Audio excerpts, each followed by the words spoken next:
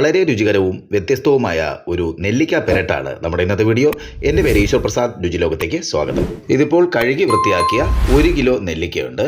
ഇതിനെ നമുക്കൊന്ന് വേവിച്ചെടുക്കണം. നെല്ലിക്ക ഇനി ഒരു പാത്രത്തിലേക്ക് മാറ്റാം. നമ്മൾ നേരിട്ട് ഇത് അടുപ്പിൽ വെച്ച് വേവിക്കുകയല്ല, ഇതിലേക്ക് ചൂടുവെള്ളം ഒഴിച്ചാണ് ഇതിനെ നമ്മൾ വേവിച്ചെടുക്കുന്നത്. പാത്രത്തിലേക്ക് നല്ല ചൂടുവെള്ളം ഒഴിക്കുക, അതായത് നല്ല തിളച്ച വെള്ളമാണ് ഒഴിക്കേണ്ടത്.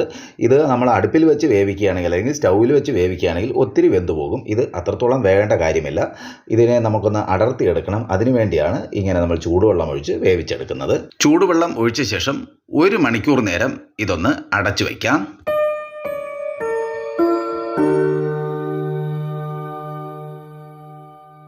ഒരു മണിക്കൂറിന് ശേഷം ഓപ്പൺ ചെയ്യുമ്പോൾ നെല്ലിക്ക നല്ലപോലെ വെന്തിട്ടുണ്ടാകും. ഇനി ഇതിൻ്റെ വെള്ളം വാർത്ത് കളയാം. നെല്ലിക്ക ഇപ്പോൾ നല്ലപോലെ വെന്തിട്ടുണ്ട്. ഇനി ഇതിനെ ഇതളുകളായി അടർത്തിയെടുക്കാം. നെല്ലിക്ക ഇതുപോലെ കുരു നീക്കം ചെയ്ത് ഇതളുകളായി മാറ്റിയെടുക്കാം. ഇനി ഇഞ്ചി, വെളുത്തുള്ളി, പച്ചമുളക് പേസ്റ്റ് ഒന്ന് റെഡിയാക്കിയെടുക്കാം. ഇത് നമ്മൾ അരച്ചെടുക്കുമ്പോൾ നല്ല ലൂസായിട്ട് അരച്ചെടുക്കുക, നല്ല കട്ടിക്കല്ല, നല്ല ലൂസായിട്ട് തന്നെ അരച്ചെടുക്കുക. ഒരു കടായി ചൂടാക്കാനായി വെച്ച് അതിലേക്ക് എണ്ണ ഒഴിക്കാം. 4 ടേബിൾ സ്പൂൺ എണ്ണ ഒഴിക്കാം. എണ്ണ തിരഞ്ഞെടുക്കുമ്പോൾ നല്ലെണ്ണയാണെങ്കിൽ വളരെ നല്ലതായിരിക്കും. എണ്ണ ചൂടായി വരുമ്പോൾ അതിലേക്ക് നേരത്തെ കുരു നീക്കം ചെയ്ത് ഇതളുകളായി മാറ്റിവെച്ച നെല്ലിക്ക ചേർക്കാം. നെല്ലിക്ക ഇതിലേക്കിട്ട് ഏകദേശം 5 മിനിറ്റ് നേരം തുടർച്ചയായി വഴറ്റിയെടുക്കുക. ഈ സമയം സ്റ്റൗ ഒരു മീഡിയം ഫ്ലെയിമിൽ വച്ചാൽ മതിയാകും. നെല്ലിക്ക ചെറുതായി ഒന്ന് വാടി തുടങ്ങുമ്പോൾ അതിലേക്ക് ഉപ്പ് ചേർക്കാം. 1 ടീസ്പൂൺ ഉപ്പും ചേർത്ത് വീണ്ടും ഒന്ന് വഴറ്റിയെടുക്കാം. ഇനി ഇഞ്ചി, വെളുത്തുള്ളി, പച്ചമുളക് പേസ്റ്റും ചേർത്ത് വീണ്ടും ഒന്ന് വഴറ്റാം.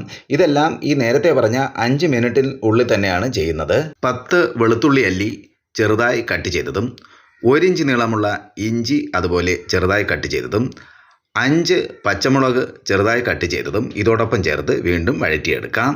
അതോടൊപ്പം 1 തണ്ട് കറിവേപ്പിലയും ചേർക്കാം. ഒരു പാൻ ചൂടാക്കി അതിലേക്ക് 2 ടീസ്പൂൺ കടുകിട്ട് വറുത്തെടുക്കുക.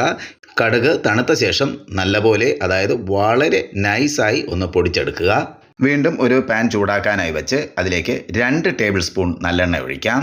എണ്ണ ചൂടായി വരുമ്പോൾ 1 ടീസ്പൂൺ ഉലുവ വറുത്ത് പൊടിച്ചതും നമ്മൾ നേരത്തെ വറുത്ത് പൊടിച്ചു വച്ചിരിക്കുന്ന കടുകും ഇതിലേക്ക് ചേർക്കാം.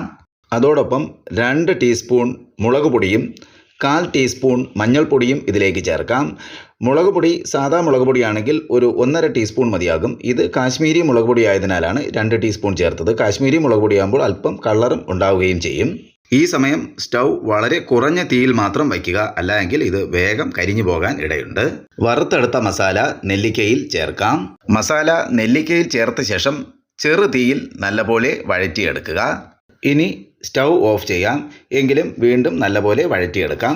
ഈ മസാല ഈ നെല്ലിക്കയുടെ എല്ലാ ഭാഗത്തും നല്ലപോലെ പിടിക്കുന്നതിന് വേണ്ടി വീണ്ടും വഴറ്റി കൊടുക്കുക.